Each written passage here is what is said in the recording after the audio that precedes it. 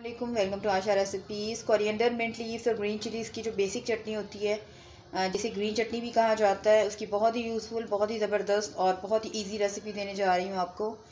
आइए देखते हैं इसे हमने कैसे तैयार किया है। जी बिस्मिल्लाहिर्रहमानिर्रहीम। से बहुत ही मज़ेदार, बहुत ही हेल्दी और बेसिक ग्रीन चटनी जो होती है उसकी मैं आपको आज रेसिपी देने जा रही हूँ, जिसे और बहुत सारी चटनी हम तैयार कर सकते हैं।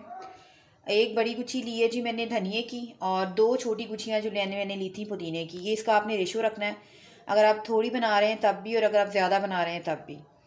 स्पाइसेस में मैंने लिया है जी ज़ीरा पाउडर, भुना हुआ और कुटा हुआ ज़ीरा है ये 1 टीस्पून, हाफ़ टी स्पून काला नमक लिया है, हाफ़ टी स्पून मैंने चाट मसाला लिया है, और हाफ़ टी स्पून ही मैंने नमक लिया है। नमक अगर मुझे कम लगा तो मैं बाद में ऐड करूँगी।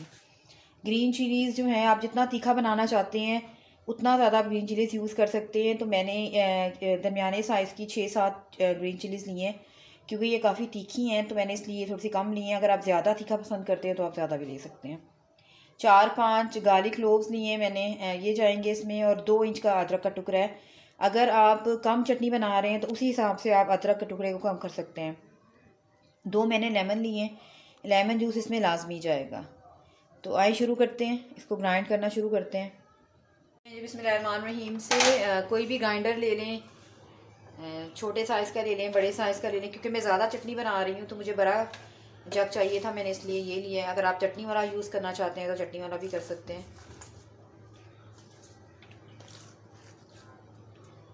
ये डाल दें और पुदीना डाल दें, हस्बे ज़रूरत। बिल्कुल हम थोड़ा सा पानी भी यूज़ करेंगे।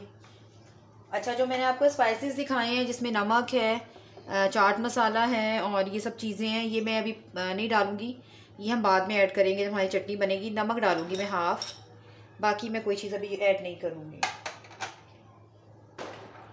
लेमन जूस जो है वो अभी डालेंगे।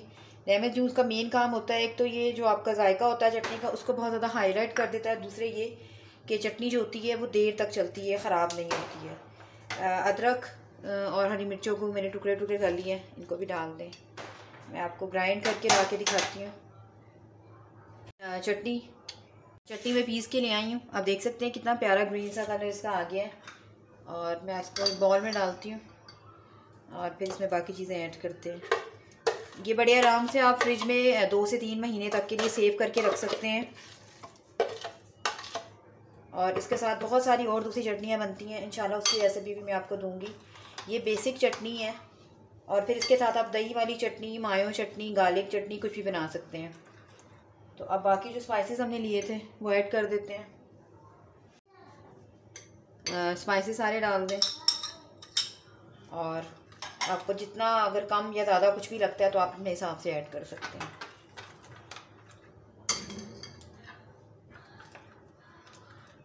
अच्छी तरह से मिक्स कर दें, और मैं अब इसको एयर टाइट जार में सेव करके तो फिर रखूँगी फ्रिज में। आप देख सकते हैं कितनी ज़बरदस्त हमारी ग्रीन चटनी जो है, बेसिक ग्रीन चटनी जो है वो तैयार हो गई है। उम्मीद करती हूँ मेरी आज की ये बहुत ही यूज़फुल सी ग्रीन चटनी की रेसिपी आपको पसंद आएगी। अगर आपको मेरी रेसिपीज़ पसंद आ रही हैं तो प्लीज़ मेरे चैनल आशा रेसिपीज़ को सब्सक्राइब कीजिए, लाइक कीजिए, शेयर कीजिए। अगले रेसिपी तक के लिए अल्लाह।